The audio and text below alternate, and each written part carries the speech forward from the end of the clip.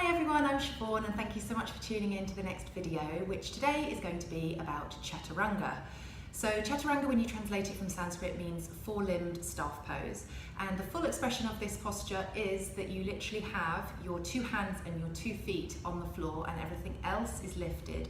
But that is something that takes a lot of time and it takes a lot of strength across the whole body, particularly in the upper body, to achieve. So I wanted to break down the other versions of the posture that we can be doing for us to build up our strength to get towards the full expression of that posture, because there's absolutely no point in pushing yourselves into something that doesn't feel right or that will potentially cause injury. And Chaturanga is one of those poses that can cause injury in the shoulders if it's not done properly. So let's get started.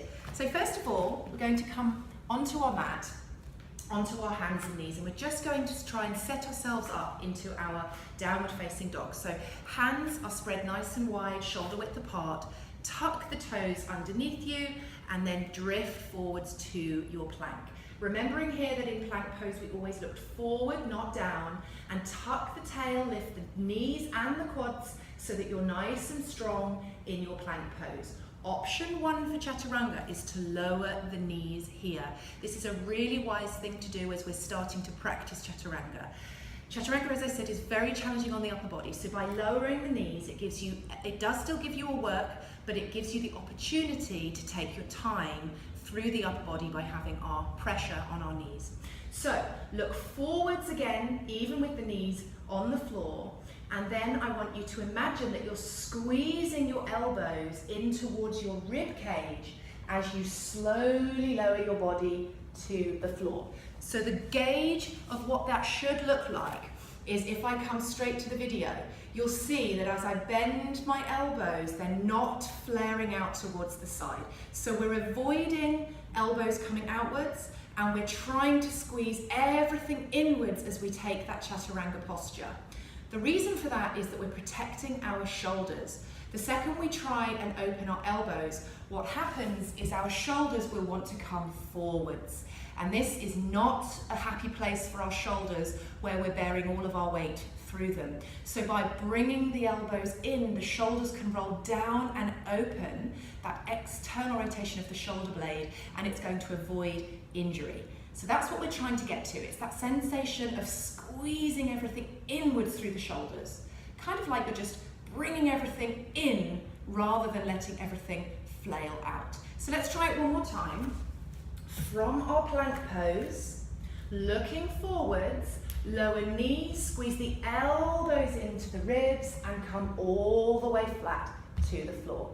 So that is option 1, and that is an option that you can keep practicing for many, many classes, many, many weeks and months and even years, because you are building strength by doing that option and you're keeping everything safe in the shoulders.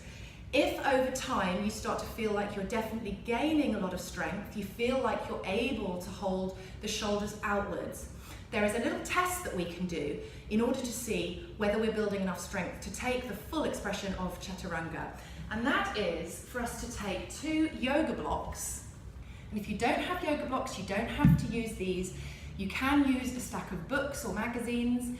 You can use any other thing that looks about the rough size of a yoga block. But if you do have a couple of yoga blocks in a studio, or if you have some that you've bought for home, these are quite good to use as a little gauge. So by placing them tall ways up on your mat, about the distance of your shoulders apart, place your hands right behind them, and now take your plank pose towards these blocks. Take your inhale. Exhale, begin to squeeze those elbows. And if you can hover yourself just where the blocks are, where your shoulders are beginning to meet them, that means that you're beginning to build up enough strength to take the full expression of the posture, which I'm going to attempt to show you now. Hopefully I will be feeling strong enough to do this, because it really is a very hard pose and it's something that I've actually taken a number of years to build up to, and there are still days where I don't feel like I'm able to do it and I will take my knees to the mat to avoid injury. And it's always best to do that. It's best to leave your ego at the door and to just say, actually that feels better for my body. But let's see if I can get into a full Chaturanga for this video now.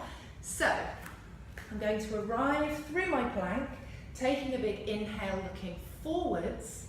Exhale, squeeze those elbows, hover everything off the floor, and then I can move through to my upward facing dog and out into my downward facing dog. So notice when I was in my full chaturanga there, the only parts of the body that were on the floor were my hands and my feet. So that was the idea behind it being a four-limbed staff pose, which is what chaturanga means when you translate it from Sanskrit. So I hope that that helped.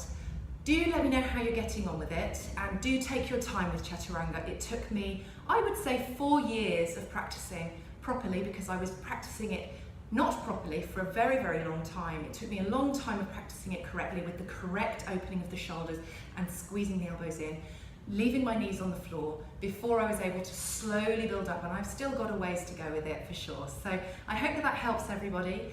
If you want to stay tuned for any more videos, check my YouTube channel. It's Siobhan Yo Yoga, and I will see you soon. Take care.